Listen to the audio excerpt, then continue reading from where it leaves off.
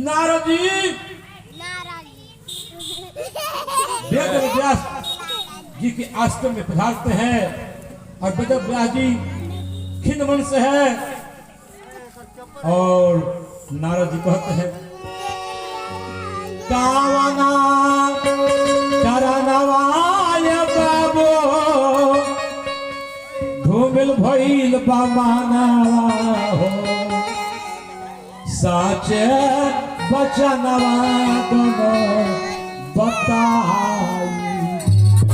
ए बाबू कौना कारण से चिंता में बारो बताओ जो ना तब क्या बोलो वेद व्यास जी कहे कि मैंने पंचम वेद महाभारत का रचना कर दिया लेकिन शांति नहीं मिल रहा है। तो कहे कि भक्त और भगवान का रचना किए हैं, कहे कि नहीं यही तो बाकी लग गया है, भक्त और भगवान का रचना नहीं की है। तब गणेश जी श्रीमद् भागवत पुराण लिख रहे हैं और यह बात तय हुआ था प्रमोद जी कि हम तेजी से लिखेंगे। तो वेद व्यास जी कहे कि समझ के लिखिएगा। जब एक श्लोक बनाते थे तो दूसरा श्लोक जो था समाधि में चल जाते थे तब बाहर निकालते थे। तब समाधि भाषा का यह श्लोक है। व्यास जी का शोक श्लोक बन गया। प्रेम से बोलिए वेद व्यास की प्रासर्य महाभाग्य भवतम कंचनात्मा शरीर आत्मा मनसः एव। नारद जी कि संत का कृपा मेरे जीवन में हुआ कि मेरे माता जी दासी थी यानी पूर्वी के पत्नी थी। और एक बार की बात है कि संत महात्मा का आश्रम था, उस आश्रम में सत्संग होता था। मैं अपने माता जी के साथ जाता था रोज सुनने के लिए। और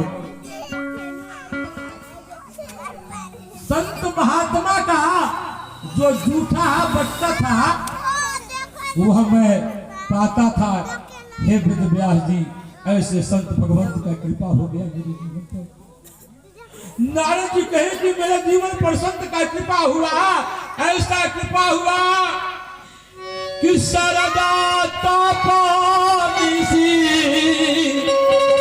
शशि अपहराई संत दर सजीवी पातक करई। और वह संत का कृपा हुआ कि मुझे लगा कि मेरी माता नहीं रहती तो मैं स्वतंत्र रूप से भगवान का भजन करता। एक समय के बात है गाय माता जी दुहने गई और नाग आकर दर्शन और जैसे ही दसने के बाद मेरी माँ गुजर गई। माँ का अंतिम संस्कार करने के बाद मैं गया, कुछ दूर पहुंचते गया श्री कृष्ण का नारायण नारायण का नाम कीर्तन करते हुए कुछ दूर पर अहिरों का बस्ती था, वहां पर कुछ सम्मान हुआ। आगे पर राजपूतों का बस्ती था। आगे बढ़ते बढ़ते मैंने गया और एक सुंदर वन में कल कल नाद करती हुई नदी सरोवर बह रही थी। वहां पर मैंने आसन जमा लिया और भगवान का ध्यान आया और भगवान 12 वर्ष तक मैंने तपस्या किया। तब भगवान आकाशवाणी की कि इस जन्म में नहीं, अगले जन्म में तुम्हें ब्रह्मा जी का मेरे मानस पुत्र होगा और मेरा दर्शन होगा। उस समय से भगवान जब महाप्रलय हो गया, समस्त सृष्टि भगवान के स्वरूप में स्थित हो गए, तब भगवान की इच्छा अनुसार ब्रह्मा जी का मैं मानस पुत्र हुआ